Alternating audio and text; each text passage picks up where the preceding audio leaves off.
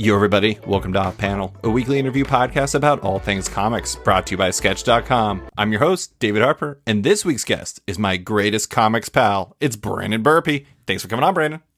Absolutely. Thanks for having me. I'm looking forward to it. So I love the fact that this is like literally by popular demand that you're back on the podcast. Yeah, all about it. Brandon was, I think I've told you this before, but maybe I haven't. You are by far the number one most requested guest on the podcast. Man, that does not speak to the taste of your listener. I mean, it's like, you know, Bendis was requested a bunch and then he came on. But at the same time, like, I regularly, like, whenever I talk, a lot of times when I talk to creators, they'll be like, when is Brandon coming back on? I'm like, what? Okay, yeah, he'll come back on soon. Brandon comes on regularly. I just love it. That's funny. But anyways, it's time for another quarantine episode where Brandon and I do a question and answer session with questions for myself and listeners. The listeners really came through this week. Bunch of questions. Brandon, are you ready to talk about a whole lot of things? Always. So I'm going to start with a question from me that Brandon and I were texting, and it got me thinking about something. So we collect comics. You collect vinyl. Not everyone collects things, at least knowingly. Like, you know, Amber doesn't really collect a lot of things. To you, like, I'm curious, what is the appeal of, like, collecting things? Because we were talking about how you wanted Alkaline Trio's Good Morning on vinyl when you could, like, just listen to it on Spotify right now.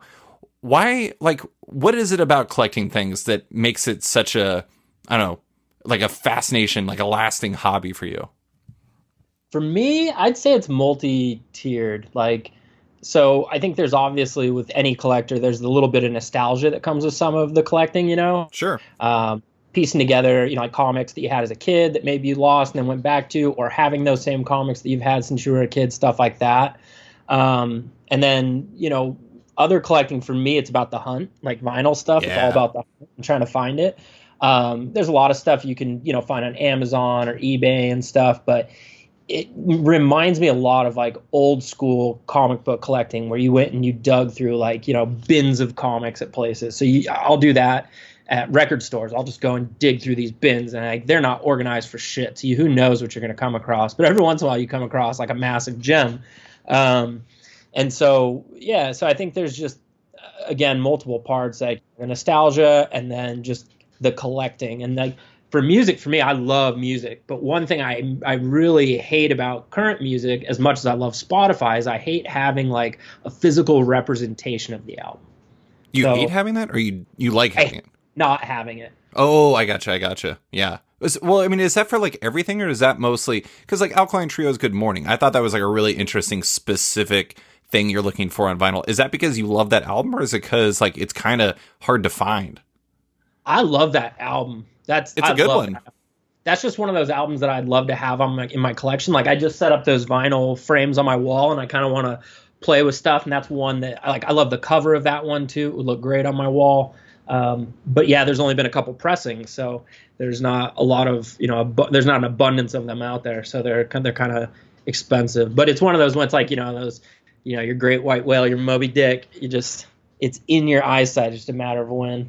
I think that's like the funniest thing about it is, you know, like Amber, for listeners that don't know, that's my wife. She's like kind of, you know, mentioned before, it's just like, oh, Incredible Hulk 181, like what if somebody got that for you? I'm like, it wouldn't be the same. It's like I want to find it in the wild, and I don't know what it is about that like makes that hunt so much more interesting. I will say, you know, it's really, this might surprise you, but I think there's been like a massive resurgence in the back issue market for comics. Like the hunt is back on. Like I've done like a comic book garage sale the last 2 years. Not going to do one this year because, you know, pandemic. But you'd be surprised, like random like people will come and they'll have like lists on their phones. They're looking for very specific things. Like this guy, very cool dude, owns Shirts Up, which is like a screen printing place in Anchorage. He like comes there and he's got this list in his phone, and it's just like the first appearance of Jubilee, the first appearance of Bishop, the first appearance of like Mr. Sinister. And it's things that he had when he was a kid that he wants again. And it's just like, he wants to find it in the wild. It's just not like, if you could just buy it on eBay, it's just like not nearly as fun. And I think that's such a, I don't know, the psychology of collecting is a very fascinating thing. Yeah. Cause I think to a degree too, you know, like finding in the wild, it's such a, like a built up fantasy too, you know, yeah. Like, imagine just going to some record store randomly in some podunk town and I'm digging through and it's like, oh my God, good morning. And it's like this epic situation, but more than likely it's not going to happen that way. You know what I mean? I'll find it for half the price of the overpriced and be like, I'll get it. Yeah. I probably told you this before, but I remember when I found the Avengers #1 for $10 in it was outside of Seattle, and it was like just like kind of an antique store type place, I think it was.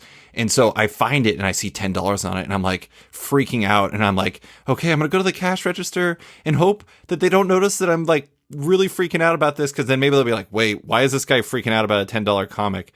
And like in case that they see that and then immediately raise the price like $1,000 or something like that. But anyways, I don't know. It's funny how there's like that balance where I don't know if you get like that when you find a really good thing, but I just like, I can't believe it. How did I come across this? Yeah, because you build up all that hope, and then all of a sudden it's there, and you're like, don't let this fail me now. Yeah. Okay, so next question. I'm going to go with the listener question. This is one that you and I have already texted about because we loved it. Xavier Files, Zachary Jenkins, gave us a multifaceted question in which he asked us, who is the Tom Brady of comics? The Aaron Rodgers, the Drew Brees, the Baker Mayfield, and the Andy Dalton. Now, if you don't follow football, you might not know that those are NFL quarterbacks. I imagine you do, at least because of Tom Brady. Brandon and I are big NFL fans. We're also big comic fans. It's a perfect question for the two of us, but we split it in a very specific way. Brandon is going to do characters. I'm going to do creators. You want to go down the list and go back and forth? Yeah, sounds good to me. Okay, I'm going to start. So, Tom Brady of comics. Here's my pick. Stan Lee. And the reason for that is he's considered by the public to be the greatest of all time, the GOAT. But some people like kind of question his contributions relative to his peers. It's kind of like Belichick in like the whole Patriot way is like the equivalent of Jack Kirby and Steve Ditko. Because it's like you never know. Like him going to Tampa Bay is so interesting because now we're going to find out if he's a system dude or if he's not. It's like Stan Lee was never quite as successful without Kirby and Ditko. So I think there's some overlap there. He moved to a sunnier climate when his primary relevancy was at its end. So going to Tampa Bay or going to California for Stan Lee. And you know what? They just win, baby. Tom Brady's got rings. Stan Lee's got, well, the comic equivalent of rings. And so, yeah, that's my Tom Brady of comics. Who's your Tom Brady of comics, but for characters? My Tom Brady is Cyclops for a few different reasons. Ooh, that's a good pick. Yeah, you got the whole like pretty boy kind of annoying vibe to it. Whoa. Annoying? Okay, he's kind of annoying. Yeah, I was going to say, which one do you have the disbelief in? They're both kind of annoying. Yeah, but like things always kind of seem to work out in their favor. Both are cheaters. Cyclops on women, Tom Brady on footballs. So I mean, I think there's definitely a parallel between the two. They're both on like super regimented, behaviors and things like that. So I think that would be the closest. That is really good. I mean, I think in that situation, Bridget Moynihan would be Jean Grey and Emma Frost, or Giselle Bundchen would be Emma Frost. Yes, I like it. Dude, I actually came up with my responses to these in like 5 seconds. Like, it was crazy. Incredibly, my first one was Andy Dalton. Andy Dalton was like, I know this. Yes. Well, okay, that's not true. I knew Andy Dalton, the idea of it, but I didn't know who it was. All right, do Aaron Rodgers now. Okay, Aaron Rodgers for me, it's all about the stash. Omni-Man. Oh my God, that's pretty good. I want to hear your reasoning, but I have an argument for Omni-Man as a great fit too. Go. It was all about the mustache. It's just mustache? Like, the mustache, as well as the fact that both of them were great once, but over time weren't that great. Oh man, I was going to say he's a great fit because he's like, I don't know, like definitely one of the most talented superheroes that have ever existed. He's just like, he's like a Superman type, but at the same time, like maybe doesn't get the respect of others. For, Aaron Rodgers, it's because he like was like, it took him 3 years of sitting behind Favre to get into this position. And also because he's in Green Bay and he like doesn't win maybe as much as others would suggest. I don't know. I feel like there's a lot of parallels there. I like that one. Mine is Raina Telgemeier. Raina Telgemeier is one of the best to ever do it, like Aaron Rodgers. Like, I would say Aaron Rodgers, you can make a pretty strong case, is one of the most talented quarterbacks to ever do it. Maybe like top 3 even. I feel like a lot of people sleep on them for reasons outside their control. Like Rodgers already said, the 3 years behind Favre. And also kind of, he's like a bit of an elusive personality. He seems like a good dude, but, well, in some ways he seems like a good dude. But he's also just like not as in the pub. Like, he's not going to host SNL like Peyton Manning, and he's not going to be like a brand man. Like, he's not going to be in Ugg boots like Tom Brady. And then Reina, because that's such a Cyclops thing. That really is, actually. Does he? I could see him wearing Uggs in like a winter situation. Absolutely. Like, if there was like a Cyclops winter warfare toy, couldn't you see him coming with like modifiable like Ugg boots? Yeah. Anyways, and Reina, she kind of gets downplayed because she makes comics for kids, so people don't know. Like, making comics for kids is like the Green Bay of comics, in the sense that Green Bay has won a lot of titles, but nobody really cares because it's Green Bay. Poor Green Bay. I don't mean to slander you, Green Bay. You're fine. I do. Okay, so next is the Drew Brees. My pick is Jim Steranko, who is an all-time great that might be more interested in making America great again than most people would like. I like it. Yeah. What do you got? For me, Drew Brees is U.S. agent. Oh my God. He means well with his belief in the country, but he's got the opposite opinion of like the real Captain America. He's just not seeing things properly. Oh my God, that's really good. And also will always be compared to other people in his generation poorly. It's like, oh, he's like Captain America, but worse. But Drew Brees is kind of like Tom Brady and Peyton Manning, but like 10% worse. Yep. I could see U.S. agent being like the MAGA agent. I feel like that. I don't know who that's more insulting to. I think that's more insulting to Drew Brees. Yeah. Poor Drew Brees. Like I said, I think he meant well. U.S. agents, he kind of sucks. Anyways. Yeah. All right. I'm very excited for this one. The Baker Mayfield. What's your pick? Mine is Kid Omega. Oh, okay. Dude came in talking tons of shit, but hasn't quite backed up his potential just yet. He was, I mean, in the Thor arc, did he end up like taking in like the Phoenix? Yeah, I mean, he's got a ceiling. Yeah, he's got a high ceiling. He always has like these spikes, and then he goes away again. You know what I mean? Like, Kid Omega has the possibility of being this awesome X-Men character, but it's like people have an arc for him and then he goes away. So it's like the lack of consistency, I guess, is the Baker Mayfield. Oh my God, that's another really good pick. I mean, it's funny too, because I feel like many X-Men characters, Kid Omega is so dependent on whether or not, like, X-Men characters are always dependent on whether or not the writer that's currently writing them has some sort of nostalgia for that character. 100%, yeah. And he doesn't have, I don't know. I don't really know if Hickman has it. I mean, he's in X-Force, so there's that. Are you ready for my Baker Mayfield? Yes, definitely. Rob Liefeld. Yes!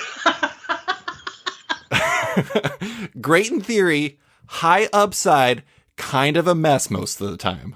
I love it. That's so good. I was so proud when I came up with that one.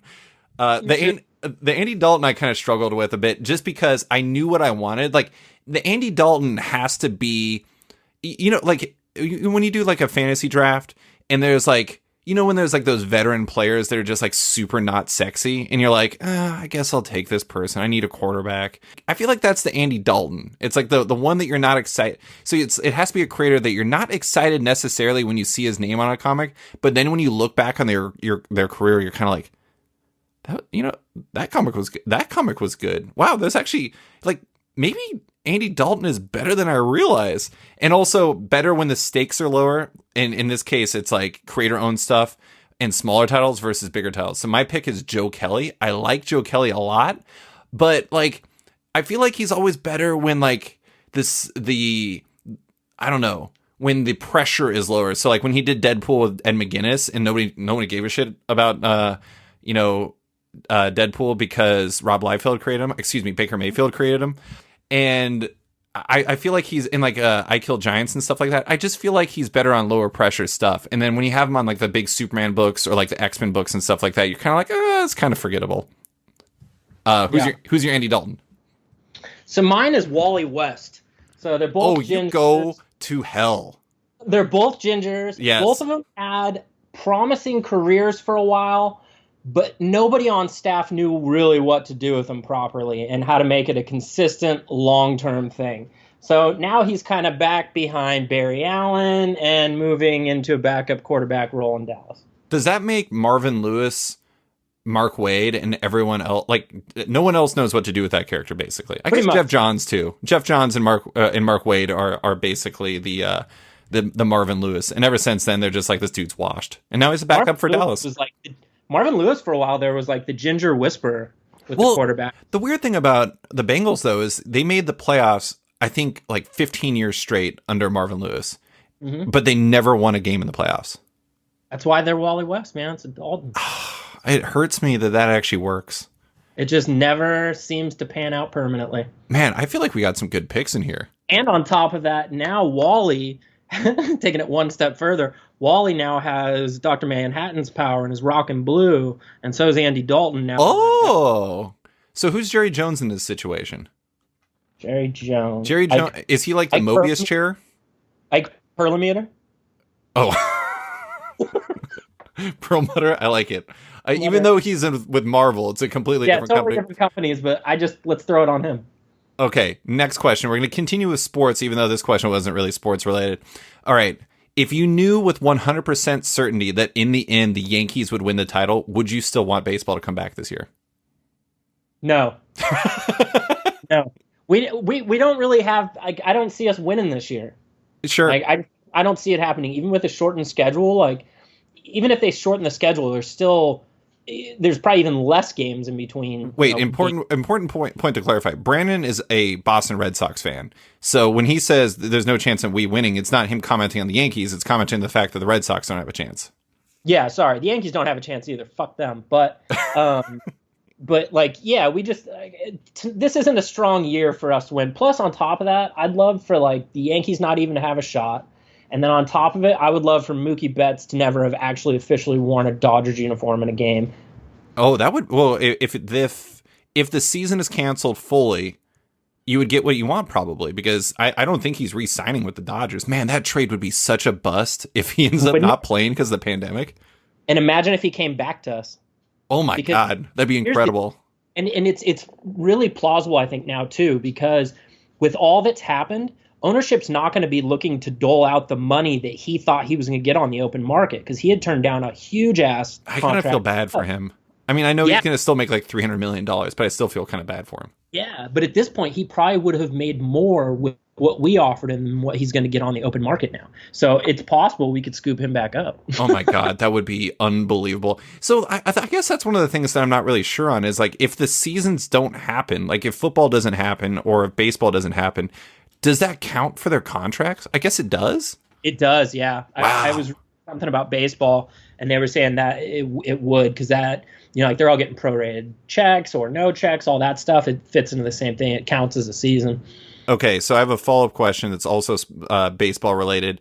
If you could recruit a hero or a villain to convince Commissioner Rob Manfred from the Major League Baseball to get Major League Baseball's owners shit together and make a real season happen, who would you recruit? I mean, I feel like you got to go with a telepath, right? That or somebody that's going to chop fingers off. See, I was going more brute. You were going more mental. I mean, it really depends on how mad at Rob Manfred you really are. Man, I think though, if you threw him in with the Hulk, shit his pants, baseball will be back. I don't feel like Hulk would be good at being a mafia heavy. I guess we have literal proof that he is in the Joe Fixit personality. But if it's the standard Hulk, current immortal Hulk version of him, yes. The Joe Fixit, yes. But brute, insane Hulk, not so much. Man, current Hulk would be some scary shit. I know he would be. He would actually somehow end up being commissioner himself. Yeah, that'd be terrifying. That would be really terrifying. Also, baseball would definitely happen. So I don't know. And the follow-up question: should there be sports right now?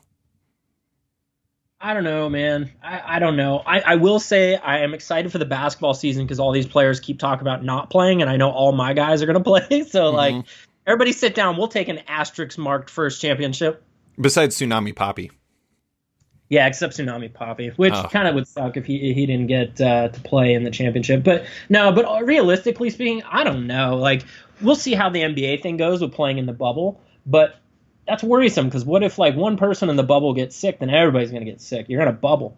Yeah. So I don't know. Especially because they're apparently bringing DJs in to do sets and all this random stuff. I'm this seems very problematic. And Florida's seeing massive spikes right now too. Like Insane spikes. Spikes. Yeah. but Florida doesn't care.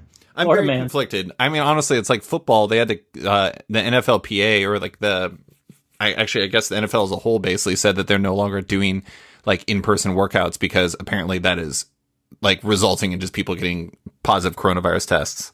Yeah, I'm gonna be mad though if like they either cancel the NFL season or they do it without fans, because every year I say this, but I'm pretty sure this year is Larry Fitz's final year, and I have yet to see that man play a game. Oh, God, yeah. That season, and it may just not happen. I'm kind of surprised by that, because you go down to Arizona sometimes. I'm surprised you haven't made your way down for a game.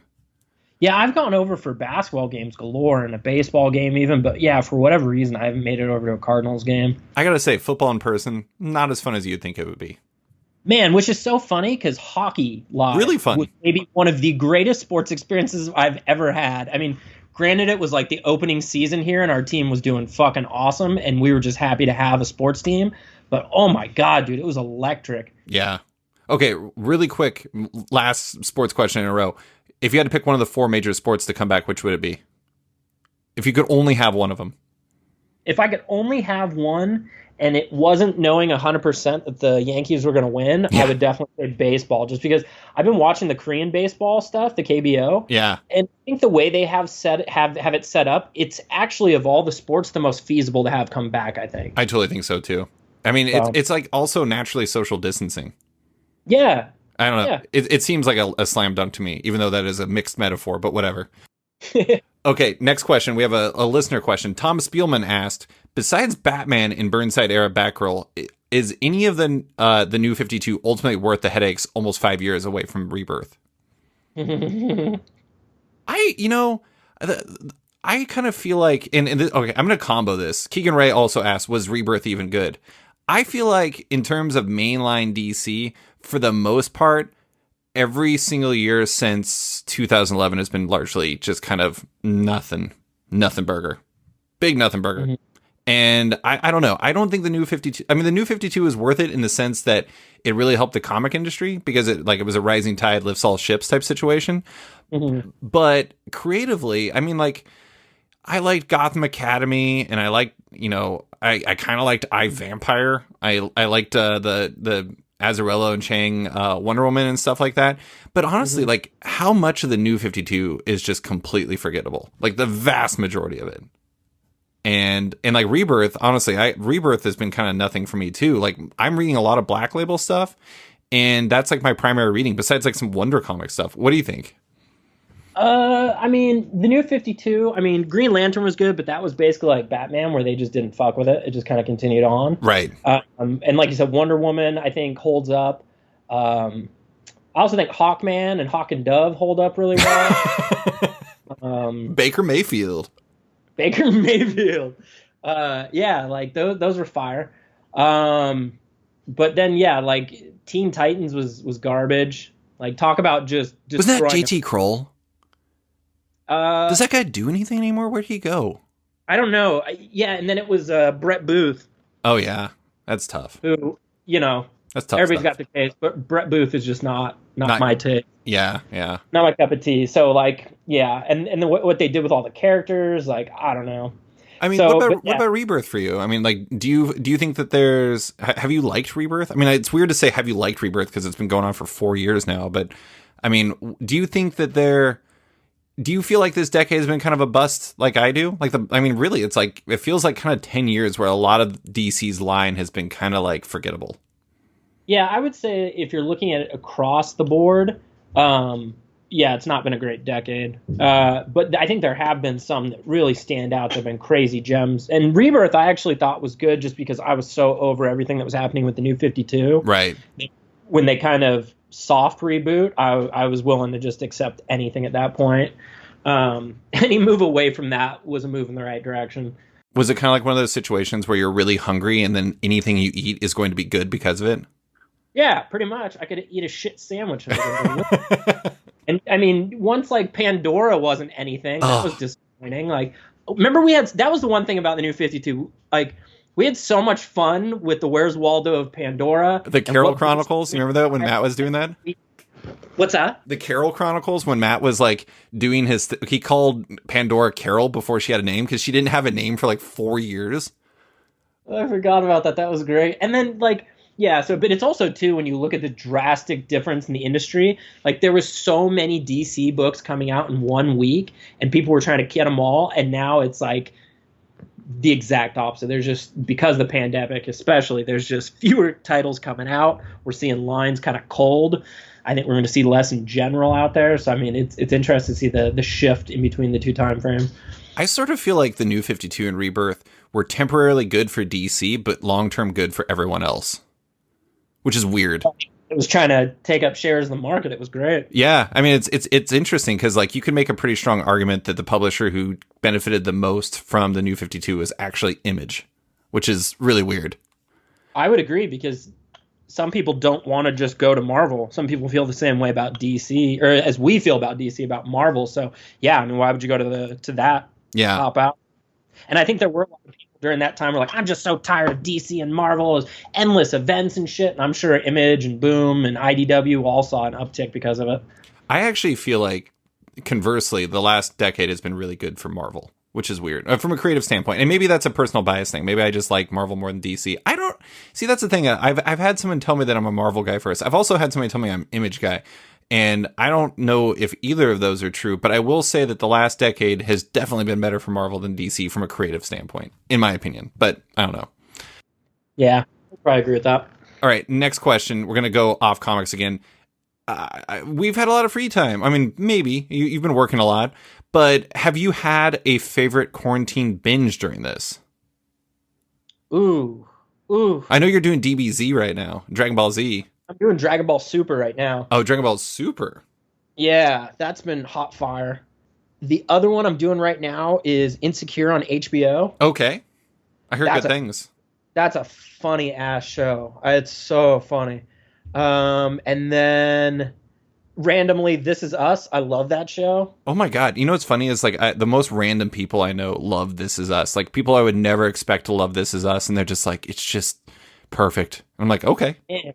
It's weird. Like every time I watch it, like somebody starts chopping onions and I don't know why. It's like at the same time. It's crazy. But yeah, usually that's not my shit. But there's something about the writing on that and the acting too. It's just full tilt. It's fantastic. It's got, oh my God, I'm completely spacing on the dude's name that was in Predator, like the new Predator. Oh my God. I keep wanting to say Randall because that's his name in the show. And for the life of me, I can't remember his real name now. Did you see Sterling K. Brown? Sterling K. Brown, yeah. Did you see the newer Predator movie? Yeah, no. No? Okay. Well, he's pretty amazing in it. There's this one part, and when they're talking about how, like, they named it the Predator, and like this like scientist is like, well, that doesn't make sense. He's not really like a predator. And he's like, yeah, but me and the boys have said it was a cooler name. And then somebody says, yeah. And he's like, fuck yeah. I'm like, oh my God, I'm like totally into this. Like, yeah, be a badass, Sterling K. Brown. I'm in it. I'm into this. That dude's a great actor. Like, and he cries all the time on that show. And there's something about when he cries that looks so real, you just genuinely feel upset. You're like, what the fuck, man? Why is he crying? Why is he making me cry? Onions everywhere. Has, like, giant crocodile fucking tears too, man. It's crazy. And he was awesome as Killmonger's dad. He's a great actor. Yeah. I like his stuff a lot. So I haven't watched. You know what's funny is like it took me a while to get into. Like I saw everybody talking about how all these different things they're watching. And I'm like, oh man, I've just like been so busy, I haven't done anything. And then like I went on like a spree. I watched all of Star Wars: The Clone Wars. I watched. Yes, me too. So good. I watched Rebels, which is also awesome. Yep. I watched. Did you watch Mythic Quest? No. Oh my God, you'd love it. It's by the It's Always Sunny guys, and it's about like these people who are making MMO, like a massive multiplayer online role playing game, and it's like a 10-episode season on Apple Plus. Which, I'll check that out. Given the fact that you got a new MacBook, right? Yeah, they keep throwing 1 month trials at me or 1 week trials. No, they'd upgrade it to a year free. You should get it just to watch that and the Beastie Boys story because both of them are great. Yeah, okay. I got it. I got a year free. But anyways, so that was really great. And I'm currently rewatching all of Community.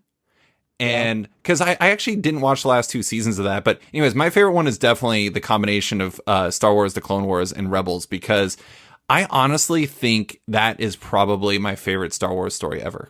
I love it. Dude, So good. And I remember, like, they're so old now that I was watching with Dex when he was little. And then it's crazy to go back now and watch them. The other ones, speaking of cartoons and stuff, is I got the DC Universe app again. Mm-hmm. I've been blowing through Titans and Young Justice. I heard Harley Quinn's really good. That's what I was saying. Harley Quinn is fucking amazing. Like, they don't put any rating on that. That shit is so crazy, off the wall, bloody and cursing and sex talk. Like, it's.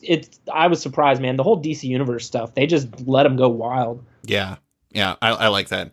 All right, next question. What would Wizard Magazine look like in 2020? That's from Len, the Rat Wost.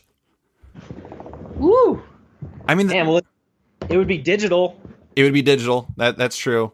I mean, maybe, yeah, I could see that. I mean, I think it would be digital. I think it would definitely be dramatically different in tone, because you go back and read some of those and, oh boy, there's, let's say some questionable takes in terms of race and sex issues. Oh, for sure. Pull out posters of like comic book women in swimsuits and stuff. Yeah. I mean, there's some very like sketchy stuff in there. It's very weird to look at one again, but I feel like Wizard Magazine would, the price guide would probably be, it would still be real, but I think it'd be like kind of streamlined. Like there's all these like apps. There's this app called Key Collector apps, or Key Collector Comics, which basically tracks eBay sales and like lets you know like how much a comic is worth.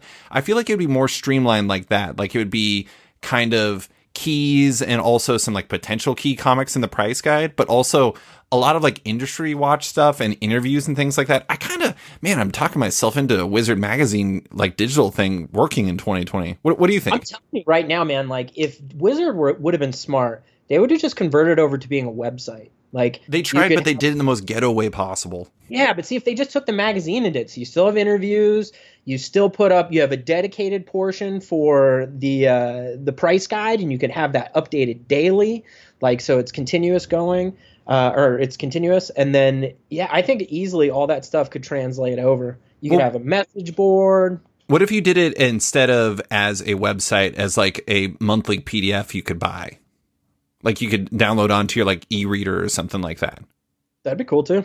Yeah, because like I think one of the reasons why with Sketch that I decided to do the subscription model instead of doing banner ads is like doing banner ads is like a one-way train to having to post a bunch of garbage. And if you're like trying to do something that actually has some value, or like, you know, because I think people pay for that Key Collector app. I said like that you subscribe to it and you get more information and everything. I think people would pay for like the collector part. I think they would pay for like the interviews. I think maybe have some fun with it. I mean, I think that there's potential there. Maybe it wouldn't be Wizard Magazine exactly, but I think it would be like a PDF download, buy and subscribe type thing that, maybe you could have like active links in it so you could like drive people to like specific comics they could buy. Of course, then we get into some sketchy stuff like that Wizard did in the 90s where they were kind of invested in certain comics becoming big. I don't know. I'd be into it though. Let's do it. I'm in. Okay, next question. This is another listener question. This is from Comic Book Herald. What sports and or comics history would you most want to see in a Last Dance style doc? Did you watch The Last Dance? Oh, hell yes. It was so good. I hate the Bulls, but I loved every minute of that. You could feed me any 90s NBA documentary, and I'll watch it. I don't even care if it's about Detlef Schrempf. Whoa, why does Detlef Schrempf get a drive-by here? Detlef Schrempf is amazing. Yeah. I love Detlef Schrempf. Okay, what about... You know, it is funny, because I actually think pretty much any 90s team would work. Like, the Dallas Mavericks were bad, but if you did a Dallas Mavericks documentary of the 90s, you would get, like... the Triple J's with Jason Kidd and Jimmy Jackson and Jamal Mashburn when like Tony Braxton tore them apart. Did you ever hear about that? I mean, like that would be amazing. Pacers would be good. Suns would be fantastic. Or just a straight up Charles Barkley one. Like dude dated Donna. He's been pulled over drunk, claiming that he was on his way to get things to the police. Like he's throwing people through windows. Like I would love to. I mean, like when he went to Barcelona. I was going to say Barcelona. Yeah. Like, the dude is still to this day just living Charles Barkley. The guy has never shifted from being who he is. Like, I love that guy. That's my role model. If I was going to do comics history, and I've already said this in like a mailbag, I think, but I would do the 90s in comics because like every single, like that, think about all the different things that happened. You had the 90 and 91, you had Spider-Man #1, X-Force #1, and X-Men #1, like becoming like the biggest selling comics in history. Then you had those dudes leaving to form Image. Then you had like all these crazy companies coming out of nowhere, like Valiant and, you know, oh God, like, I don't even remember all the different companies that came around then, but they were just like popping up because there was this huge bubble in comics. And then there's the explosion, like the speculator bubble bursting. And then you have the distributor wars, you have Marvel going bankrupt, you have Marvel Knights coming, you have the infancy of like Ultimate Universe. There's so many interesting things. I mean, honestly, like Jameson Q, baby. Yeah, man. At the Age of Apocalypse, I mean, you could have all these different things that are just like simple things. I mean, you would have like the Rise of Bone, like by Jeff Smith, all these different things. I mean, honestly, I think the 90s is just such an interesting time. Weirdly, like I went back and read some 90s Marvel stuff for this column I did. 1996 from Marvel was just straight garbage. It was like the worst year in the history of... What's that? Is that Onslaught? And it's all that? Onslaught year, yeah.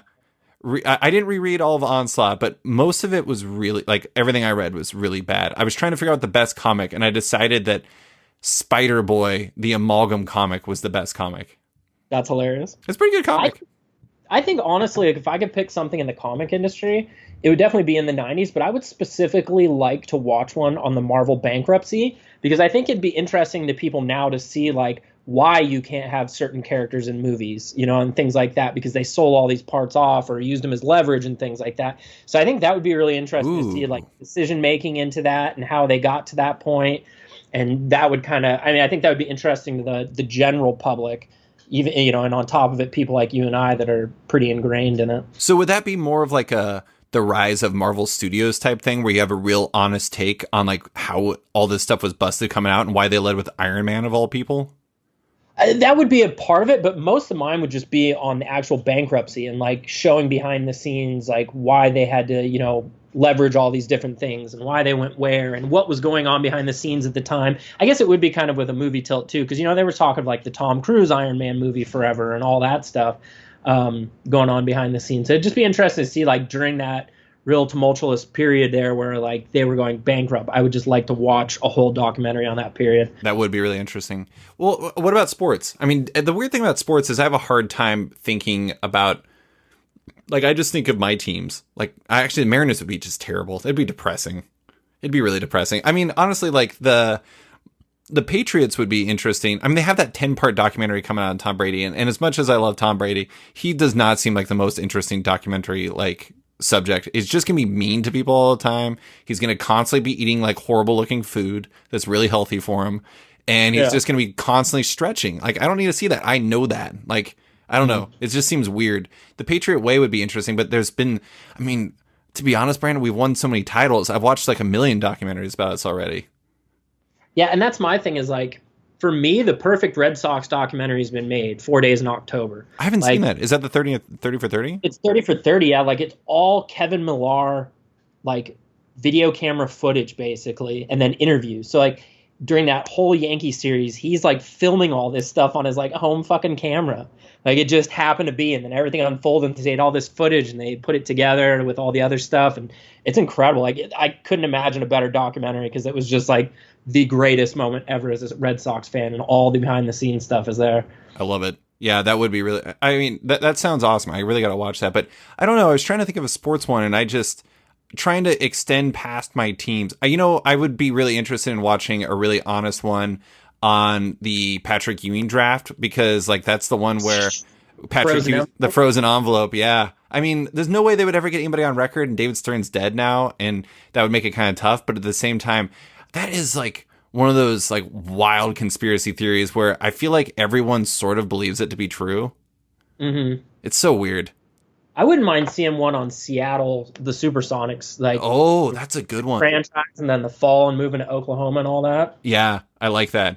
Okay, next question. We're going off sports again, or off comics again. This one's kind of vaguely comic related. It can be. I mentioned earlier I watched Clone Wars and Rebels. It made me think a lot about what I like about Star Wars and all the different stories. Who's on your Mount Rushmore of Star Wars characters? Ooh, Jiminy Crickets. God, I don't even know. That's going to take me a moment. Do you already know yours? I think Ahsoka's on there. I love Ahsoka. Yeah. I think Chopper from Rebels, the droid, is probably on there because I think he's just absolutely incredible and he is like so personable. Han, and then this is kind of cheating because they're almost like two distinct characters, but I'd probably go with the Anakin and Darth Vader combination, even though I kind of just don't want the prequel Anakin in there. I just want like the Anakin from the Clone Wars or cartoon. Fair enough. Especially because, like, you know, you read the Darth Vader comics. Like, I finally read Charles Soule and Giuseppe Camicoli's one, like the Marvel one. That's awesome too. That Darth Vader story that they did. That one's really good. The Gillen and LaRocca one is really good. I've really been like enjoying the ways that Star Wars has expanded past the movies, because the movies are inconsistent, but actually the stuff surrounding it is really good. Yeah, for sure. Man, mine I think would probably be, I would have to say Boba Fett. Ooh. Greedo. I love Greedo. I would probably also say Jason Solo. That's from the expanded universe books and stuff. That my God. Anakin, Leia had twins, her and Han. It was Jason and Jaina. Mm-hmm. Jason Brad, like his whole story arc is incredible. And then, oh man, I probably have to go Luke. Yeah. Wait, I don't even know if I finished my fourth. My fourth would be Han. But so did you watch Rebels? Oh yeah. Yeah, so you know, like at the end, Hera had a kid. Well, spoiler alert for Rebels, I guess. Hera had a kid with Kanan, and they named him Jason, and that was apparently a deliberate nod to Jason Solo. Yeah. I didn't know that. Yeah, I thought that was a really nice touch. I mean, that's what I think is really cool about a lot of the stuff that they're doing now, is they're still trying to have nods to like was it expanded universe? I always mix it up if it was expanded or extended. Expanded. Yeah. So it's like Legends. Legends, yeah, Legends canon. They had like Thrawn was in Rebels, which was awesome. Oh, I completely forgot you had all the EU books. Yeah, dude, I've been like, once they cancel them all though, it's weird. Like, it's almost like, you know, those packs of cards, the Marvel ones, you just wait on them, you don't open them all at once. I've been slow rolling through, like, I've got 5 books remaining in that, and I haven't read them yet. I'm just slowly taking my time. Yeah, I love that. I mean, there's just so much richness to those stories. All right, let's do some X-Men stuff. I don't know if you heard, but X of Swords or 10 of Swords, the upcoming crossover, was revealed this week to be 24 parts long. Is that too much, or are you all right with that?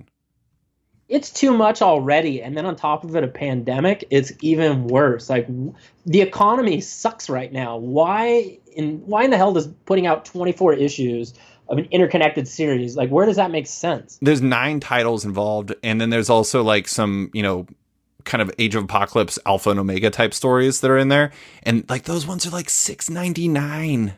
Jesus. And on top of, I'm sorry, but I'm not too excited about like the X-Men LARPing. Like, I'm good. X-Men LARPing? Oh, because they have swords? Like, they're all picking up swords and gonna fight in the like, what is going on? Like, why do all the X-Men need swords? Like, is this like the 2020s? It's like the 90s, but instead of guns and pouches, it's swords. What are we doing? I do, you know, I think it involves like the Krakoa Araco stuff, like the people who kind of came from the earth, like the people that the 4 horsemen of Apocalypse were defending from and everything on there. And I'm really interested in that story, and I'm fine with it, mostly because I'm already getting all the books besides Excalibur and X-Force. But at the same time, it's like X-Force good. 24 parts is so much. And I know technically it's 22 parts and it has 2 prelude issues, but that's kind of like, that doesn't, that's 24 parts. That's like when Anchorage says, or Alaska says, that we had 15 COVID cases today, but there was 10 non-residents in the state who got it. I'm like, you know what that means? That means 25 cases. That's how math works. There's 25 people in the state who got it. Stop it. Anyways, yeah, it's interesting. It seems like this is a really polarizing decision for people, whether or not they're going to keep going, because it's just so much. Mm-hmm. All right, next question. We have a maggot question for you. When will the adventures of the marvelous Merry Mishaps of Maggot be seen, and what place do you see for him in the world of Hoxpox? Woo, man. Well, I think we talked before. He could easily be the Trash Man. Like he's cleaning up the place because Eeny Meeny can eat everything? Eeny Meeny could just eat everything, and Yeah. then it just says it just stays self-sustaining. And then when he's all jacked up, he can do construction. So basically, he's like he's like the Mr. Fix-It. He just kind of does whatever. Yeah, he's that 5-tool player you need to just run around the background. So, like, in your mind, when in like Marauders #1, there was like that list of things that Wolverine wanted Kate Pryde to bring to the island, and it was like liquor and it was all kinds of other stuff, and that's garbage. You're not supposed to be leaving garbage all over Krakoa. So, is in your mind, once Wolverine's done with that stuff, does he bring it over to Maggot and then Eeny Meeny just eat like glass bottles? Can he do that? Is that nutrients to him? They need anything. In the way I see it is Maggot parties down while Eeny and Meeny cruise around and pick up all the trash with Toad, and because Toad was a janitor too. Yeah, so I think it worked. So basically, he's ensuring that Krakoa is a nice, healthy green space long term. Yeah, I would say, was it the Merry Marvel Misadventures of Maggot? The Marvelous Merry Mishaps of Maggot. Yeah, may involve mopping. May involve mopping. Just a lot of M's involved. Whatever. Yeah. So this goes back to the idea of the House of M, where we would have our Maggot comic. Maybe that's the comic that's going to be. I could see him appearing in X Factor. That's what I'm going to say he's going to be in. His job in the future is going to be to find Age of Ultron Wolverine. If I could write a comic for Marvel, it would have something to do with that. I really hope that someday somebody puts Age of Ultron Wolverine in there. He just appears out of nowhere, and it's just like this crucial part of some event, and everyone's like, what happened? You're like, I knew it! If somebody does that artist better come find me, because I want to buy that page. I've been talking about that potential thing for a decade. That's like the weirdest called shot that's ever existed, but I'm totally into it. Follow-up question, who do we see first, Moira or Maggot? Moira. I think Maggot. I don't know if Moira's going to show up in X of Swords or 10 of Swords, and if she doesn't show up there, that's like 24 issues over 3 months that she's not there. There's a very real. What if Maggot shows up and he's got a sword and Eeny and Meeny each have little swords? Would you like X of Swords then? 10 of Swords? Yes. Damn it! Absolutely. Would you be into Eeny and Meeny having swords, or would they just be like hanging out with Maggot?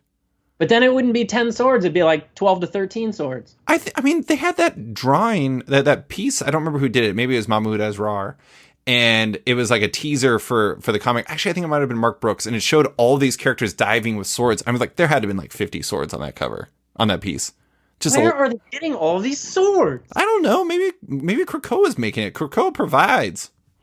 Man, they're going medieval on that ass. That's a lot of swords. They're like, actually, you know, it's funny. I was walking over near my house. We were taking a walk in a park, and there was a dude doing sword practice, which was really weird because it was right next to like a playground for kids.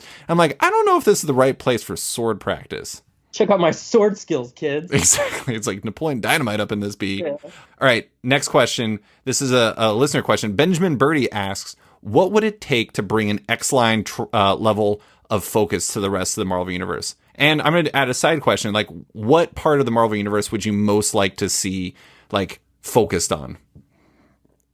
Oh, my God. I feel like that is going to take an act of God. I'm not even kidding. That was exactly, I actually said miracle initially in my head. But, yeah. I mean, the thing is I think the reason why the you know, not a rebirth, but kind of a rebirth, like with House of X and Powers of 10, worked as well as it did, was because they only made it those 2 books for that period. Yep. And all you had to do is focus on 12 comics over, 3 months? And like, honestly, I really wish Marvel would think about why that had such an impact. And it was at least in part because there weren't as many books coming out. Well, and I think when you have one sole vision on what's happening, that helps. Like, because if you have 10 hands in the pot from 10 different people, like, it's just, I don't know where I was going with that metaphor, but like, it makes it bullshit, basically. But if you've got one person sculpting the clay, or maybe 2, like in Ghost, then you're good to go. And like, you can actually make that a fluid situation, or have like, I don't know. I think it's just because I don't know, I'm trying to figure out how to put this. Like, each, like, Avengers, X-Men, Spider-Man, they all have so many different hands in there, except for X-Men right now, because Hickman's kind of that I don't know, like the lighthouse, and he's guiding everything. I know what you're saying. I know what you're saying. Yeah. Yeah.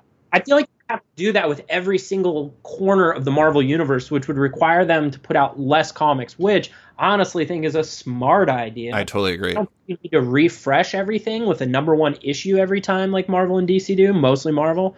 But like, I think if you were to just dial all the titles back and then push them back out like New 52, but without the glut of them, you could just say, this is the jumping on point for everybody. Yeah. So maybe every 10 years you do something like that too. You just restrict the line and then you build back up.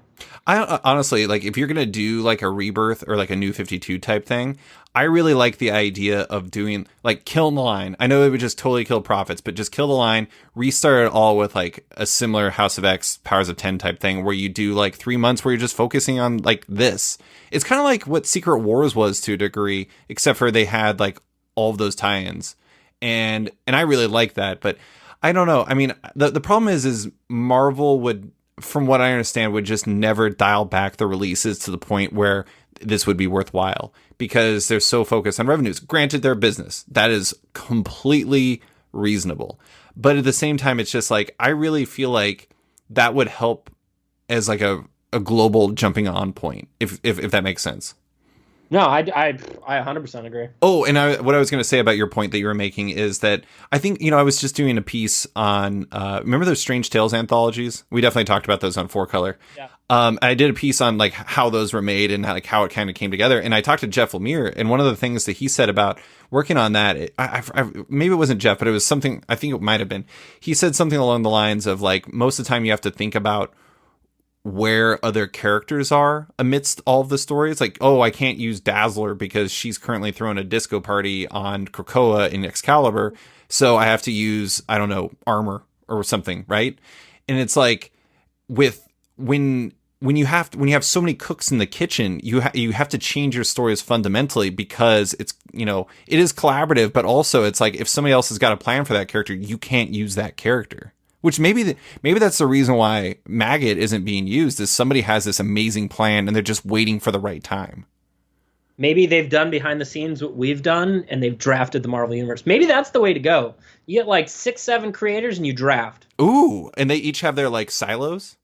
They have their own section of the universe. And then maybe at the end of like 5 years, you could do a crossover and then dip back out again. Did I tell you that I actually talked to Jerry Duggan about Marauders, and I suggested, did they do like a fantasy draft? And he said it was not completely unlike what they did to decide where characters go. That's funny. Did you ask him about her being able to phase off those tattoos? No, I did not. Tell him he can use that. He says in the book.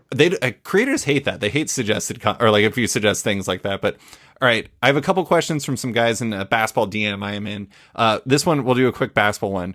Tony Gregori, artist, asked, can you name 3 Charlotte Hornets? Current or ever? Current. No. I could name, I think I got 4. Nick Batum, Devontae Graham, Terry Rozier, and Cody Zeller. That was all I had. I mean, nobody knows any Charlotte Hornets. Michael Jordan probably doesn't know any Charlotte Hornets, and he owns the Charlotte Hornets. I'm not going to lie. I had a moment where I was like, there are no Hornets. They're the Bobcats. And then I was like, oh, wait, no, they are the Hornets, but they are forgettable still, too. I had the exact same situation. I was like, are they the Hornets now? Oh, man. Like, I just don't watch them very much. I just know them as Charlotte because they've changed their name multiple times in the past decade. Yeah, that's too bad, man, because back in the day when they had the pinstripe jerseys and yeah. had like grandma and... Well, when he asked that, I immediately was like Muggsy Bogues, Alonzo Mourning, and Larry Johnson. Yeah. I mean, that's easy. Like early 90s Hornets were amazing. Like they were, okay, this is like a basketball like litmus test. And I feel like I know which direction you're going. It's probably going to be the right one. Early 90s Magic or early 90s Hornets? Hornets.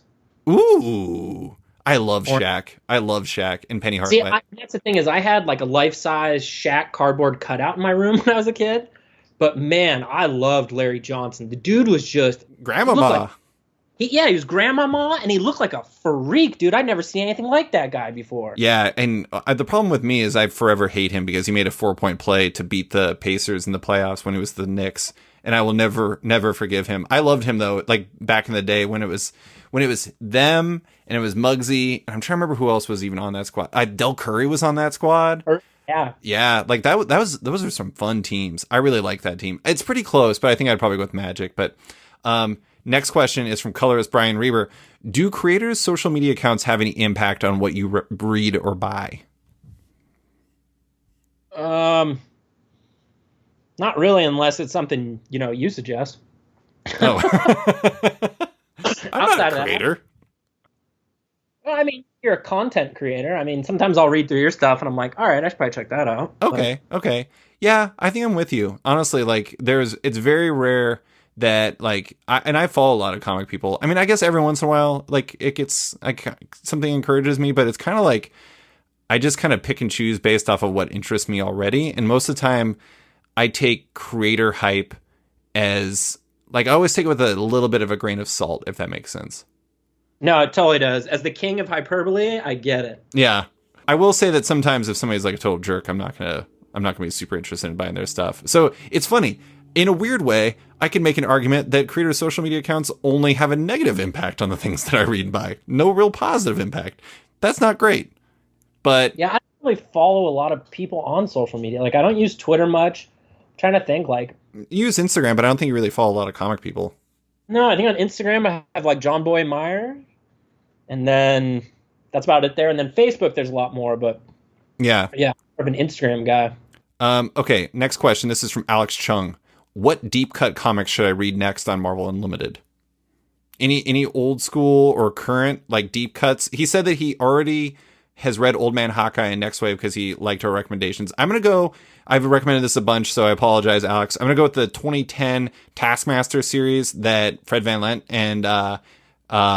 and Hefty Paulo did, which was super fun. It's only 4 issues. It's a really quick and easy read, but it's a really interesting issue or series about like Taskmaster and identity and like his crazy powers and everything. It's super fun, but it also like actually adds depth to the character that is largely in most people's mind pretty stupid, but now he's going to be in a movie. So who was right in the long run? This guy.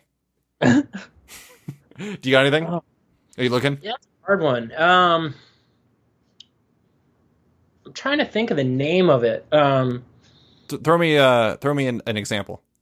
So, it was more of like a Mutants Revolt style comic, and the guy wrote it as Agent. Oh, are you talking about the X writer, or like where he just named himself? Ended up being exactly who everybody thought it was, but wasn't it? It was. What was that book? That's gonna drive me nuts. Howard Mackey. Yeah, because he was coming off of doing the Havoc book where he was in the alternate universe. Yeah, and that wasn't wrapping up well to people. I liked it, but some people really didn't like it, so he went under the pseudonym. The Brotherhood, that's what it was called. The Brotherhood. That was low-key really good. Yeah. Like, it got lost in the shuffle with all the big changes they were making at that time with the X-Men universe. Mm-hmm. But it was a real gritty, like, fight back against the system, pretty relevant to today type book where these mutants were pushing back for their rights and they were tired of it and people were taken to the streets. Like, so with the current climate, it actually works even more. But even back then, it actually was really solid. Yeah. I'm going to go complete opposite. Also, I was going to throw out Wolverine First Class, which was just basically like Kitty Pryde and Wolverine hanging out in really charming stories. I think that might have actually been a Fred Van Lente story also. I think it was. Apparently, let's just do Incredible Herc too, or Incredible Hercules was a lot of fun. Him and Greg Pak and Clayton Henry and everything. I mean, a very famous meme came from it. What's not to like? Did you ever read Age of Ultron? It's a little hit that you might not have heard of. Yeah, don't really think about the quality of that book. Just think about where did Age of Ultron Wolverine go, and which Wolverine came out of that cave. Who knows? In my mind, I know, but I'm not going to tell because I'm going to write that book. How did I not ask Bendis about that? Good question. That was a huge mistake. I'm sorry, I failed you. I'm a bad friend. That's where you needed me so we could tag team him again. Exactly. For listeners that don't know, that sounds very inappropriate. But Brandon and I Brandon was interviewing him at Emerald City Comic Con on camera, and I had a question. And instead of telling Brandon the question, I literally high fived him to step onto the camera.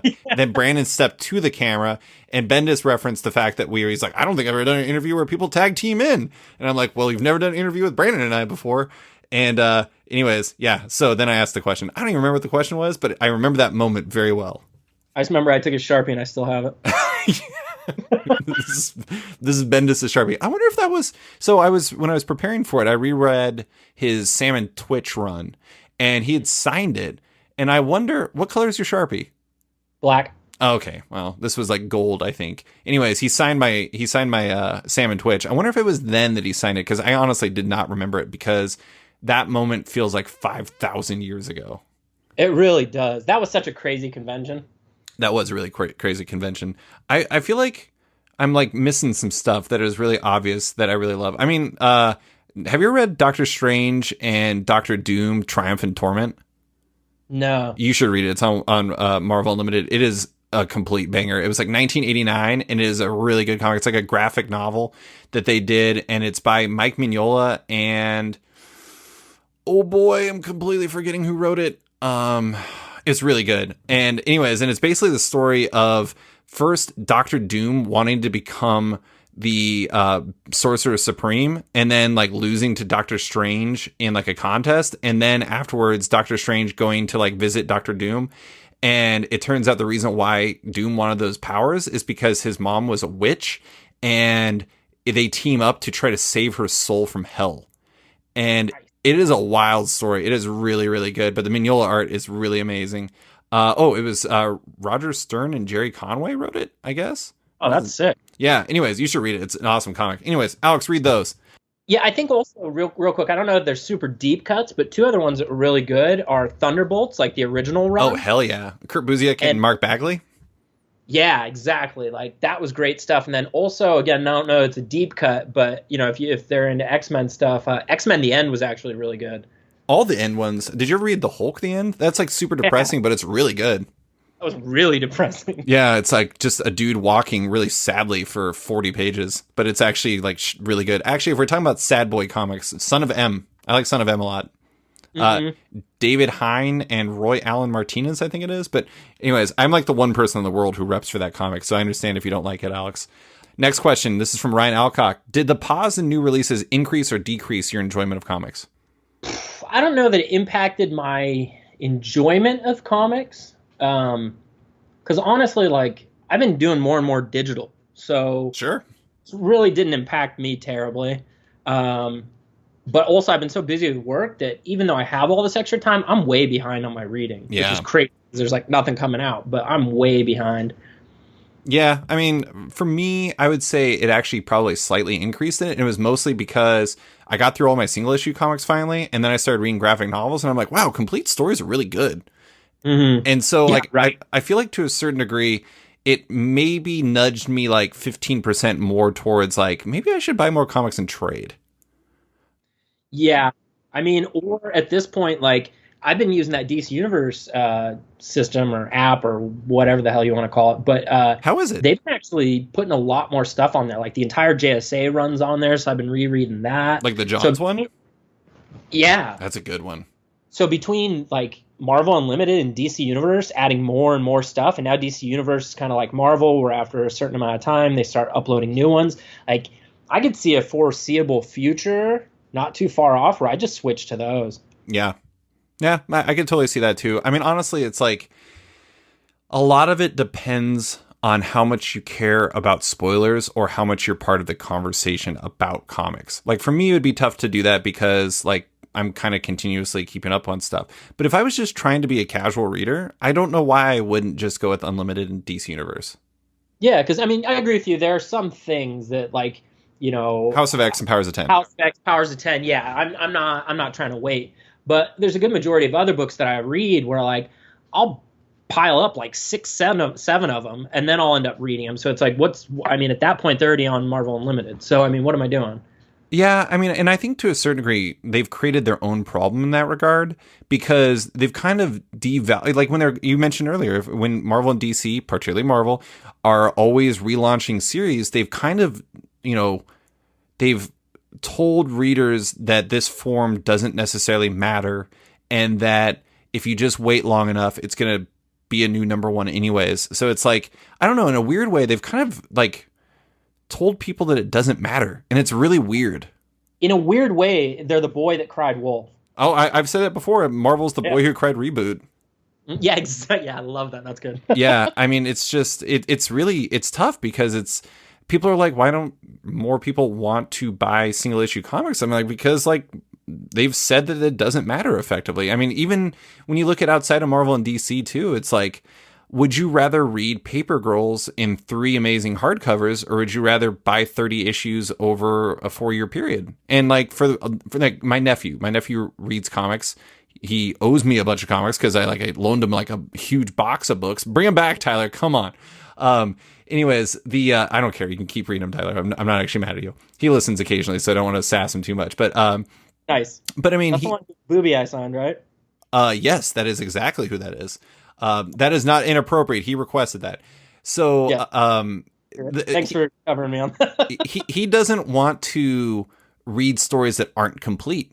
And like, honestly, I don't totally blame him. I don't either. I think we talked about this before. My kids, the way this generation is, they don't have the patience. Like, they could wait a month, but my kids forget that it even is a thing a month later. But if I give them a whole collected, volume or something, they'll blow through it. And then they're like, oh, what's next? And so then I can give them another trade paperback or something. But if it's individual new issues, they just lose interest. When I had Jeff Smith on the podcast, I mentioned that I bought Dex, the 1 volume of Bone. And oh, man. I asked him about like how like, because the comic's like next year is 30 years old. And so he's gotten to a point where like that's like a multi-generational thing. It's like something that families share with each other. Anyways, and I don't know. I mean, I remember he loved that. And it was just because like that's so much to dive into. That's like apparently young people really like watching Friends. And it's because Friends has like 1 million seasons, and it's just like, whatever, it's just a bunch of content. I can watch it. It's true. It's weird. I don't know. I've not seen Friends until recently with HBO Max. For a little bit, I was running it in the background while I worked, but after a while, it kind of annoyed the shit out of me. Yeah, it's kind of annoying. I mean, some characters are okay, but yeah, I don't know. It's really interesting. But okay, next question. This is from me. Your picture for on Skype is literally you doing a Wild Stallions pose with a shirt on that says "Be excellent to each other." We talked about Bill and Ted's last time. Here's my question: if you had a Bill and Ted style adventure, when would you time travel to, and who would you travel with? Oh man. Well, I mean, we've already put together the Bill and Ted thing, so you'd have to come with me. Right. And then, oh man, where would we go? Honestly, the first thing that came to my mind, not necessarily for you, but really just for me personally, would be like, I want to go to the time and place when a sandwich was first made, and be like, what were you thinking? Like, how did you do this thing? Let me tell you, this will change the world. Sandwiches are perfect. I don't know how that never. There was a time in this world where sandwiches didn't exist, and it blows my mind. Yeah, following that logic, there is this wouldn't be my number one pick, but following that logic, I've always wanted to be there the first time somebody figured out milk from a cow. Like, what the fuck is happening there? Like, I would love to just know what the fuck happened officially. Like, how did you stumble on that? Was that a drunk night? Like, what happened? Oh my God. I feel like this would be like, if they haven't covered these things in drunk history, which they probably can't because no one knows. But yeah. I feel like a reenactment show of just like really minor, like modest things, like when a sandwich was first made. Like I could just see a person slowly like taking a piece of bread and being like, wait a second, what if I put some stuff between this and then put another piece of bread on top of it and ate it? Oh my God. Or like milking a cow. I don't know. I'm interested. I like this. This all sounds like ye old stoner behavior to me. We're going to do like a culinary adventure where we just go to places like the first time a pizza was made and we'll be like, we're going to eat that pizza. Oh my, incredible. I'm kind of into this. I'm into it too. I'd be all about it. But if I had one moment in time to go back to, it would be right before Sarver signed documents to own the Suns. I'd find some way to make that not happen. You get a goat from the office of, was it James Jones who had the goat in his office? No, it was McDonough. Oh yeah, get Ryan McDonough, take the goat out of his office, take it back, get the goat to eat the paperwork before he can sign it. Oh my God, that would be so fitting, and then it would shit all over his personal jet or something. Would you have any interest in messing with your personal history, or are you fine like with just like going back and doing stuff like to change a little bit? I mean, like you could make sure that Michael Jordan got like, I don't know, was the flu game against the Suns? No, that was Utah. That was famously Utah because he ate his large pizza by himself. Do you believe the pizza story? No, because like I don't. Like, did you hear the guy that made the pizza came out too? No, I didn't.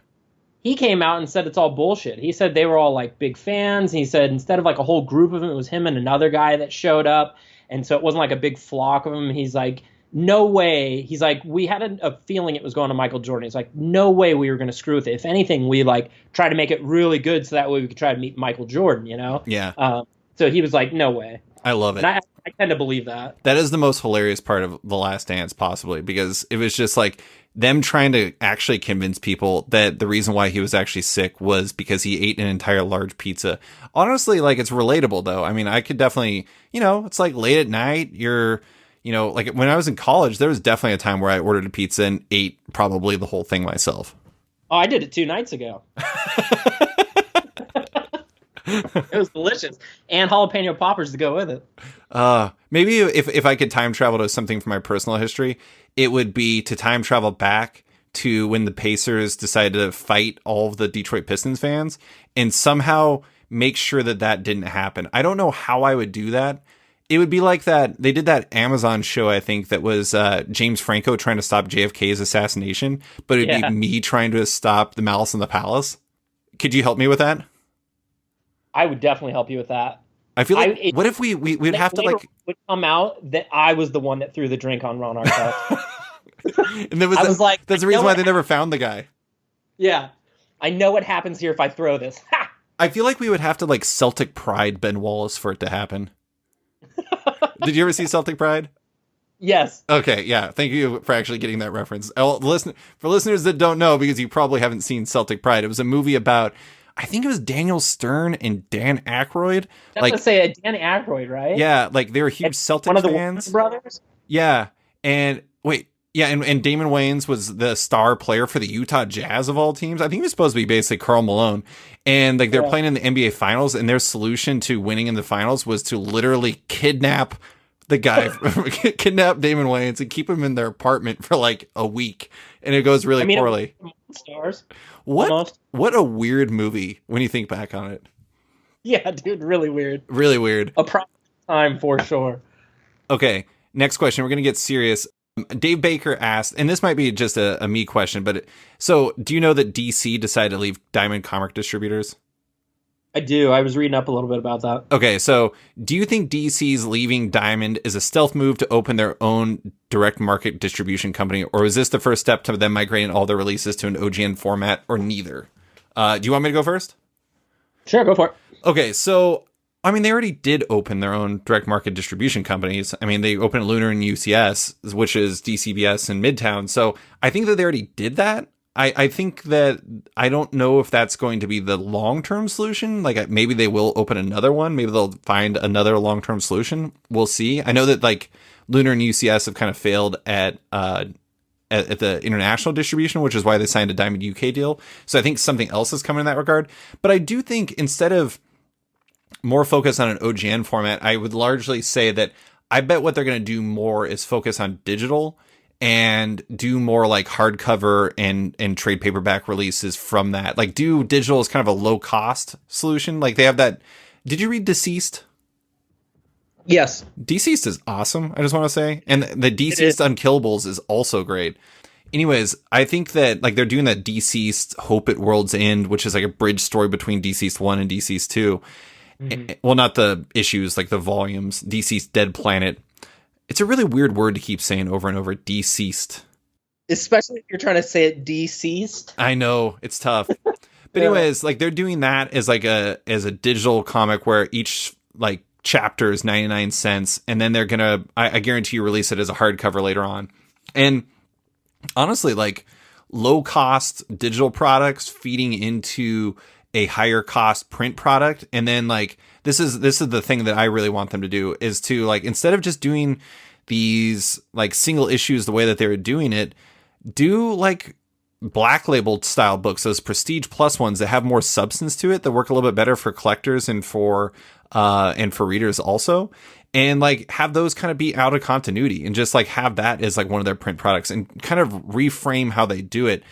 So I think that they are shifting towards digital. I wouldn't be surprised if they went to another distribution company that is their own baby. But I think it's really just going to be a combination of a lot of stuff. I also think they'll focus on OGN because they're like their young readers books and their middle grade readers books have done so well. Would you have any thoughts?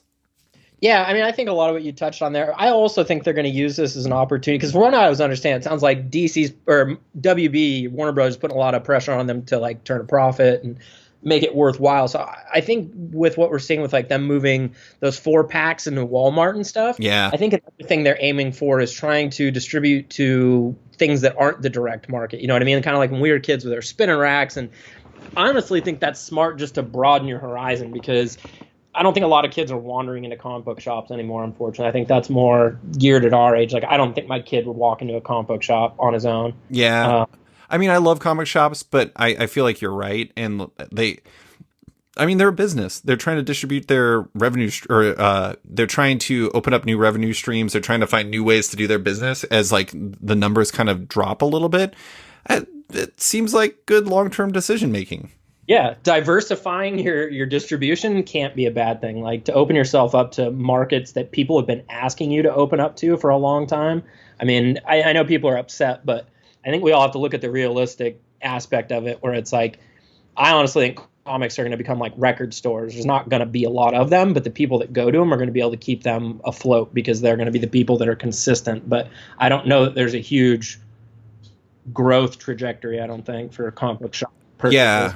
I think that right now the direct market, or like single issues at least, they're probably about as big as they're going to get from this point. And then from this point, it's probably a slow downwards trajectory. And I read single issues, so I'm not saying that lightly, but I just think that there's other ways you can do it. I think that there's ways for comic shops to continue to do well, but while still rethinking things. And you know what? Frankly, I would rather see companies like finding new solutions than doing nothing, than just thinking that old stuff works. I've said that so many times that like people are probably sick of it, but it's true. It's how I feel.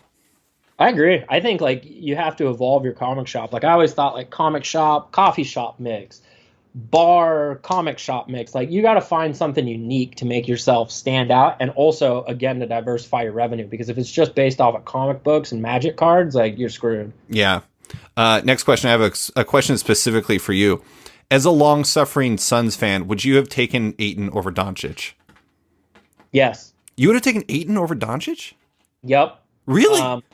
Yeah. I'm biased, though. I'm a Wildcats guy. And the fact that, like, a Wildcat player came to the Suns, I was stoked, man. Like, yeah, I 100%. Like, I know looking back on it now, maybe questionable. Luka's really good. Yeah, Luka's crazy good. But I think Ayton also has the potential to be really good. I think he hasn't had as much time on the court as Doncic, and he hasn't had the professional opportunities. And I just think, and then he missed a chunk of this season for, fucking suspension. And I think he can develop, and we need a big guy like that. We really do. So I don't know. I think honestly, Ayton has gotten to the point where he's slightly underrated at this point. Mm-hmm. And I think that the assumption that he's going to be like great immediately might have been overstating it. I mean, he's still young, and he's still like, I mean, imagine if Ayton like took his mid-range game out to the 3-point line. I mean, he would be unbelievable. I mean, he'd be a beast. The problem is his defense isn't very good, but what are you going to do? But he can work on that. I think I don't know. I mean, Doncic isn't that good at defense either. No, and I think Ayton fits with what we're trying to build right now. I think if he keeps developing, Booker's already an all-star. It should have been without the asterisks, but he's an all-star. You got Tsunami Poppy, and then coming up, we're going to have a nice fat chunk of change to throw at somebody. There's a good chance it's going to be like every other year where nobody comes, but I mean, who knows? This is going to be a weird offseason. Maybe they tighten up money too, but we have some money. Like, we don't know how this is going to impact everything, this whole coronavirus thing. Yeah. So maybe we are able to scoop somebody up that we wouldn't be able to normally. This is also a long-suffering Suns fan hearing himself rationalize all these potential possibilities that are good, knowing full well it's going to be the opposite and be terrible. Well, I'll tell you what. I mean, this might not be popular, but given the fact that he barely played this season, and when he did, he was bad, I probably would rather have DeAndre Ayton than Marvin Bagley. So, like, at least you didn't, you picked the right big man. Yeah, it's not. What was the guy from UNLV that ended up being a big bust? When? Oh God, this is probably 2015. Anthony Bennett. Anthony Bennett. Was he UNLV? God, he was UNLV, wasn't he? Man, yeah, because I was in here and I remember everybody was stoked, and then he was nobody. I completely forgot that he was even a player. Yeah. He played at the summer league here and had like massive support. So I do want to point out that was Mario Tiambang. I apologize if I mispronounced your name, but he closed his question with "Go Mavs." So I think he's very happy with his Luka pick. Honestly, I would take Luka.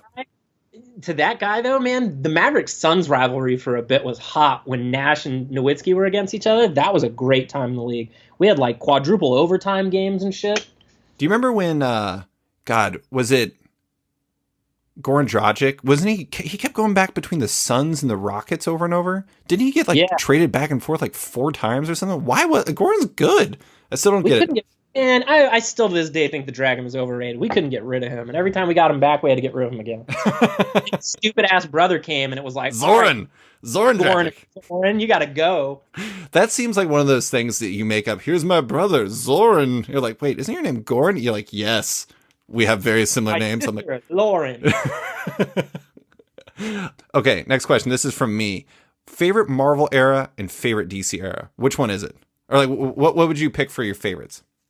My favorite DC era would definitely be like Infinite Crisis, 52, that time frame, Green Lantern, Rebirth, like that whole period of DC. I had never really been a big DC reader. I read Batman and things like that, and Green Lantern and Hawkman here and there and things like that, but never consistently across the line. But I would also say that time at Marvel was also maybe my favorite too, because it just felt like Marvel and DC were firing on all cylinders at the same time. And then also Image was putting out great books at that time, like Why the Last Man, Walking Dead, Invincible. Like, I just felt like in the industry in total, the creative energy was so high during that period of time. Vertigo was Why the Last Man. Or Why the Last Man was Vertigo. Sorry, Vertigo, yeah. But like across the board, Oh, sure, yeah. I mean, I'm totally with you. I mean, the aughts for Marvel was probably, and I think I mentioned it to Bendis basically, but like basically I think like the peak for Marvel was like the 2006 to 2008 range. Mm-hmm. And like that was a really high creative time. And I think that people kind of like forget that. And for me, DC would probably actually be the 90s because I really loved like the Batman stuff was actually a lot better than people remember, I think. I mean, like Nightfall is kind of ridiculous, but like the No Man's Land and like all those like what was the pandemic story? Was it Quarantine? Oh God, what was that called? Oh no, Contagion? Something. Contagion. Yeah. There was like so many different like names you could have chosen. I really like it doesn't age well because of who he is, but Chuck Dixon's stuff on Nightwing and Robin were great. Obviously I love Impulse, Hitman. If you include Vertigo, you got like Preacher. That's like a lot of like influential books for me, like really important books. Young Justice, exactly. Yeah, there's just a lot of stuff in there, and like I'm with you on the aughts being really good too, but I don't know. I just there was a lot for me to love there. Yeah, I think. Sorry, real quick. I think like both of those were great, but I think the reason I lean more towards the one in the aughts is just because at that point I had money to actually spend on it. Yeah. So like I like it was obscene. You were the same way at that time. It was obscene the amount of shit I was buying. You remember when we were reading literally all of the New 52? Yes. Yeah, we were. Crazy. Every single like episode of 4Color was us reviewing 13 different DC comics. And so few of them were good. Oh man, it was mostly us just shitting on stuff. Oh boy, that was tough. That was a tough time. Tough time. Some really weird books in that time. Hey, at Okay. least we tried something different, I guess. All right, we're just going to do a few more. This is a really outside the box question that I thought of. I was thinking about Kyrie Irving, and he's just got some, he's got some interesting thoughts. He's got some interesting thoughts, and it made me think, which comic character do you think would most likely believe in crazy conspiracies like flat Earth and being like an anti-vaxxer and everything? Arseface. 100%. Wow, that was perfect. I could kind of see Wolverine doing that, despite the fact he's been around for like 100 years, just because he like kind of is just mad about everything. So I had one more Wolverine as an anti-vaxxer thought. So, Okay. well, obviously, I mean, first off, he doesn't even need vaccines, so of course he doesn't believe in them.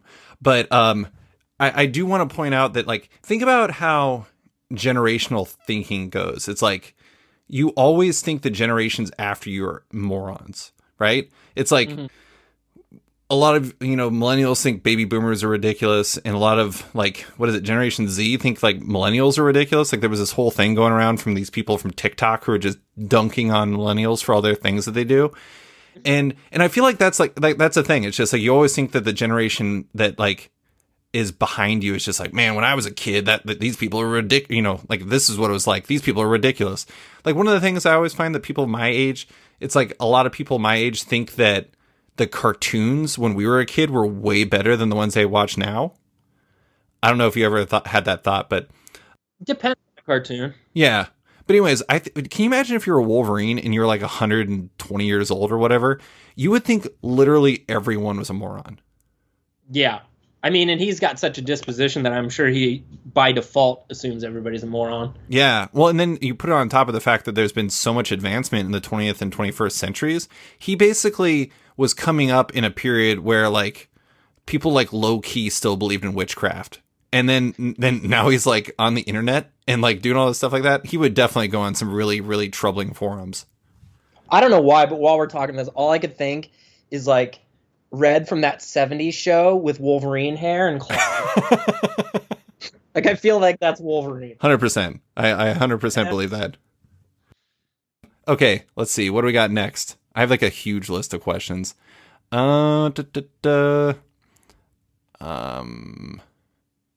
I want to follow up on something. So Vegas has opened up quite a bit. Anchorage has opened up quite a bit, but there's still some things that aren't still like totally available to us. We talked about this a little bit last time, but what is the thing that you miss the most right now during quarantine that is still not available compared to last time? I don't know. I mean, for my purposes, everything's open now. Well, no sports. I mean, sports. I really miss sports. I miss like minor league baseball. Yeah.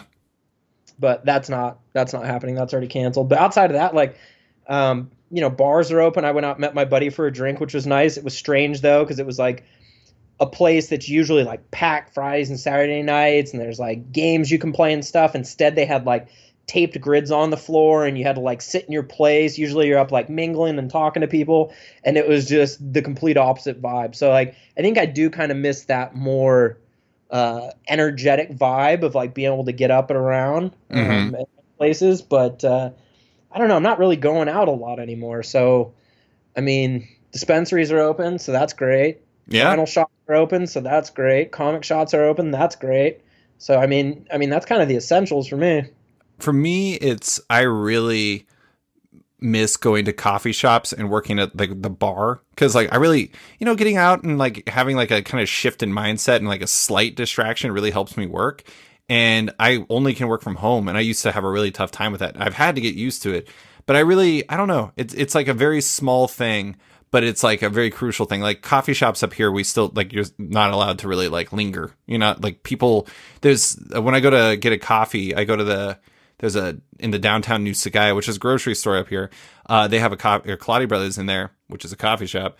And there's always this gang of senior citizens that come there and like sit in the morning, and they just hang out and hobnob, and they can't anymore. So now they just stand in the parking lot in a large circle 6 feet Really? apart from each other. Yeah, it's really strange. That's so funny. That's like when I was a kid in Eagle River, like the cool hangout spot for the teenagers when I was in elementary was like hanging out in the car's parking lot. They basically become like the kids who hang out outside of a Circle K.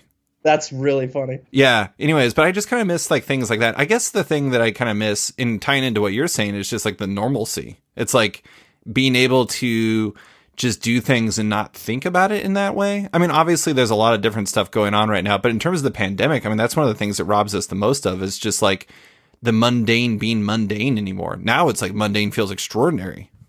Yeah, that's very true. I know, like, so I hadn't been in a giant group of people, and then a few weeks back I went and protested. And that was such a surreal experience just because there were so many people. It was almost kind of overwhelming until I sat there and thought about it and was like, you know, I've been in bigger groups, but it's been so long since I've been in a large group. And all I could think was like, man, concerts are going to be weird. Yeah. Yeah. Really weird. Did you get kind of like low key agoraphobic? Like you were kind of stressed out by it at first? Nah, not at all. No. I mean, I try to be safe. I wear my mask when I go out to stores and stuff like that. But for the most part, like, I don't make contact with people on a daily basis. I'm kind of like a Obi-Wan. I just stay in my hot little Tatooine hut here. So that is a shockingly good analogy. Yeah. Like that is really good. Okay, 2 more questions. Philip Seavey asks, do you find stories landing differently during 2020? Because, you know, for example, like Death Stranding, God Loves, Man Kills, etc., like media that you're consuming that like has a whole new meaning. Do you find that like stories feel differently? Or maybe, you know, sorry, Philip, I'm just going to tweak your question a little bit. Like maybe you want to engage with different types of media because of the environment. Have you found anything like that? Not really, just because, again, I'm pretty far behind, but it does make me want to, like... It doesn't have to just be comics. It can be anything. Yeah, well, I mean, yeah, well, there's some media that definitely... I'm trying to, like, Rage Against the Machine recently is so much more relevant again. You know what I mean? Right. Like, when you listen to their lyrics and you watch what's happening, like, it's so on the spot. So stuff like that, I think. And then I think even when you look back at... you know, old Tupac albums and hip hop albums from the early 90s, like you see the things that are happening now talked about then.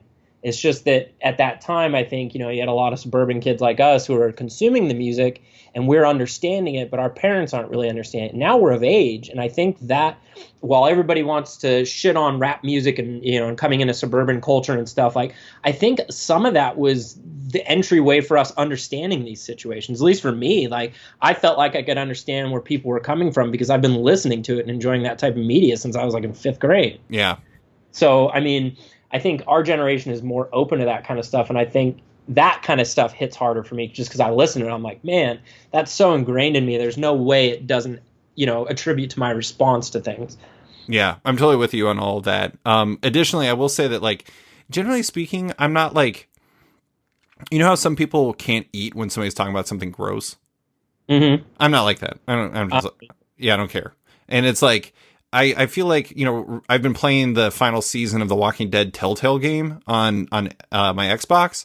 And, you know, I watched like Contagion and I like, you know, we're in a pandemic, but it just makes it slightly more interesting, perhaps. I don't really find that there's any resistance towards anything like that, whether or not it has any new meaning. I mean, it is definitely a little bit weirder watching or playing a video game about how you would do during a like zombie apocalypse, because the zombie apocalypse is just a really fucked up pandemic, really.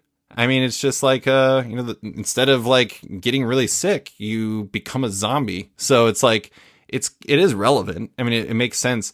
I guess like, I would say that some of that stuff makes me a little sadder than it used to, perhaps. Mm-hmm. I don't know. Sorry if that's dark, but it's true. Well, I say too, like I just recently watched, because it was on like, I don't know, something on Hulu that I have. So it popped up was Spike Lee's Do the Right Thing. Oh yeah. I just watched that too. That's so crazy relevant. Like it's so with the, I mean, no spoilers. I don't want to spoil it just in case somebody hasn't seen it because it's a great movie. You should watch it. But the way the end plays out, it's like, holy shit, that's so on the money. And that movie's from like 89, 89, I think. Yeah. Yeah. So, I mean, it's just crazy. Yeah. It's just an absolutely incredible movie to watch now. I mean, it shows how little things have changed. Yeah, it shows that like while everything changes, nothing changes at all. Exactly. It's like it has a different, you know, face to it, but everything's still the same. But all right, last two questions. Let's see. I scrolled past it. I have so many questions, Brandon. I'm going to do one really quick just because I want to answer it. I'm going to do this one myself. It's Ben Humanek asked, what's the most promising market for an emerging comics creator to try and operate in at this moment? My answer, his suggestions were like, for example, bookstore, direct market, crowdfunding, Patreon, or Webtoons Tapas. I mean, for me, if I was somebody who was coming up now, I'd be trying to do like a Webtoon, like doing something that's very mobile friendly, so you can start building up an audience through that way. Because like the thing about Webtoons that's nice is you own the rights to your story. You can still leverage crowdfunding and Patreon with that. Eventually, you can sell it in the book market if you want. And also the direct market if you want. So it's like Webtoon is like a platform where you can tap into a ton of different readers and then use those to build your audiences elsewhere. It's like if you have a successful Webtoon, you can sell it to a book market publisher. They can distribute it to comic shops in the direct market. You can have a Patreon. You can have all these different things. You can get movie deals. I mean, just look at Lore Olympus and what Rachel Smythe has done with that. She's like making so much money off that, and deservedly. It's a great comic, but she wouldn't have got that. I mean, she created a comic that was basically going up there for free and she wasn't getting paid for besides like ad revenue. And then it just became a phenom and boom. I certainly wouldn't start with the direct market. It's hard to get in on the bookstore, and then trying to play like the crowdfunding and Patreon game without any personal backing. That's just tough stuff. I don't know. I'm curious, like this is kind of inversion of the question, but if like Dex or Eva wanted to read comics, would it be iPad? Would you try to get them to read on an iPad? I don't know. That's the $1 million question for me. Like, I had Dex reading them on iPad for a while, and then, I mean, my living room is literally a bookshelf full of comic book graphic novels, and then a literal wall of comic boxes, and there's just no interest. So, I mean, fuck if I know. Well, how do they engage with media? Do they just watch digital stuff? They watch digital stuff. Everything's YouTube, Netflix, YouTube. Yeah. Lots of people watching people. Yeah. Interesting.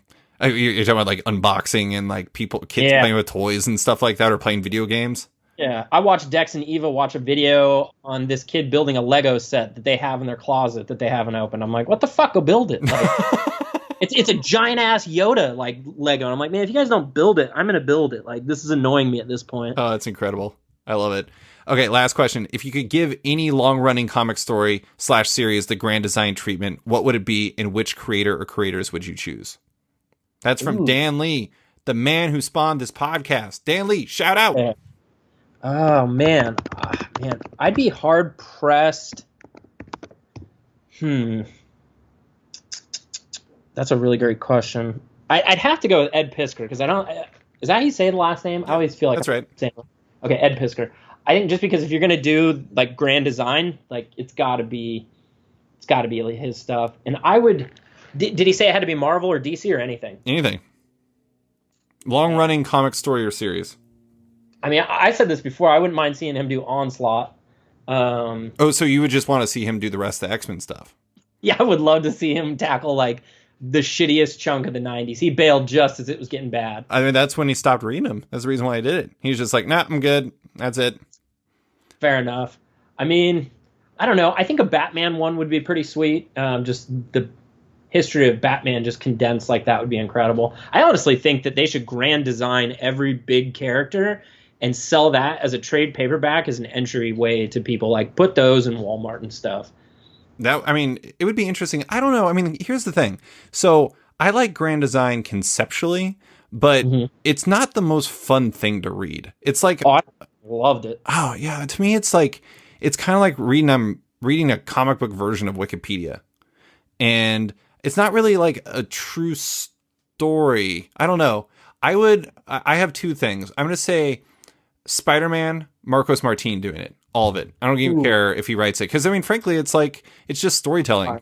Yep. And so it's like him trying to find a through line between all of it. And then I'm going to do Daredevil, and I'm going to do Javier Rodriguez, who worked on Daredevil before. And he was the guy who did History of the Marvel Universe. and the art. And I would love to see those two guys like doing like a Spider-Man and a Daredevil, because they're both in Barcelona. I would love to see their perspective on it, and it would just be so beautiful. Like just seeing them try to do that, and maybe do it more in like the history of the Marvel Universe style, where it's like big pages as opposed to a bunch of small panels like Piscor did it. Fair enough. Yeah, I mean, honestly, like it's if it ain't broke, don't fix it. I understand going with Ed. I would be hilariously torturous to see him go through the process of trying to bring these stories that he didn't care for to life. Like I'm like getting him to do Onslaught and stuff like that. Imagine what would he do with Chuck Austin's run? Oh my God. Here's the thing. Here's the thing, ladies and gentlemen. I could see that whole era disappearing from Marvel Unlimited soon here. You have some very questionable choices. Very questionable. Like Angel and Husk and all that shit. Like, that's all super not appropriate looking at their ages and things like that. There were some real questionable choices. I could see a lot of that just one day not being on there. Yeah. I could totally see that too. Which would be great, because everybody would get what they wish. The Austin shit would be retconned. He did it to himself, though. Little did I know, I always thought it was going to be Moira's fifth life or sixth life or whatever it was, and it wasn't. They're just going to delete it and just forget about it altogether. Maybe Ed Piskor could do Age of Ultron Wolverine grand design. Oh my God. Just do the Marvel Universe, but from his perspective, from the Age of Ultron Wolverine's perspective. Trying to figure everything out. He's like, what a hot fucking mess. Like, almost like breaking the third wall, like type. Man. Carry on Marvel. Age of Ultron Wolverine grand design. That is like the most Brandon-specific comic ever, unless it involved Maggot somehow. Of course it would involve Maggot. Have to have like a chrome cover and shit. Oh yeah, it'd be amazing. It'd be like, it'd just be his claws, just chrome claws. Anyways, all right, that's all I got for you, Brandon. Thank you so much for coming on, as per usual, to talk about comics and everything else. I appreciate you taking the time. Yeah, my pleasure, always. Thanks for listening to this week's episode of Off Panel with my pal Brandon Burpee. You can find him on Twitter and Instagram at Brandon Burpee. As a heads up, Off Panel is once again brought to you by Sketch.com. Check out the new version of the site and consider subscribing for access to all of the site's content and its members only forum. If you're a fan of Off Panel, make sure to check out it on Patreon. If you back the show on there, you not only support it, but you get early access to each week's podcast, access to weekly content, and more. Also, don't forget to subscribe to Off Panel on iTunes or Spotify and give the show a rating or review while you're at it. 5 stars only, though.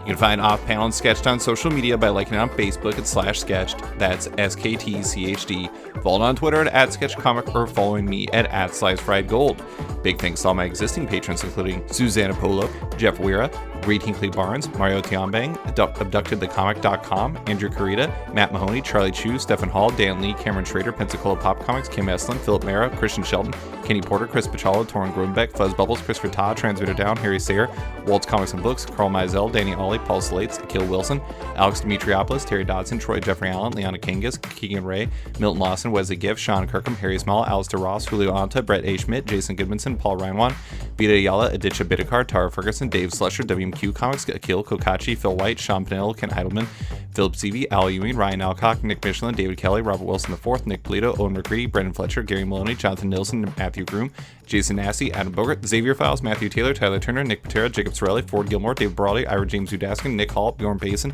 John Hendricks, Steve Anderson, Ian Maxwell, Cliff Chang, Benjamin Sheffer, Colin McMahon, Chris Palmer, Scott McGovern, Nathan Fairbairn, Kat McKenzie, Greg Rucka, Adam Heifel, Fiona Staples, Chris O'Halloran, Mark Abnett, Mike Murphy, Michael Shirley, Tom Barnett, Jim Demenakos, Norbert, Nick Lowe, James Kaplan, and Mission Comics and Art in San Francisco. You guys are all the best. A quick thanks to Upright T-Rex Music, who wrote, performed Off Panel's theme song just for the show. Check out their music on Spotify because it's completely delightful. Thanks for listening, and tune in next week for another episode.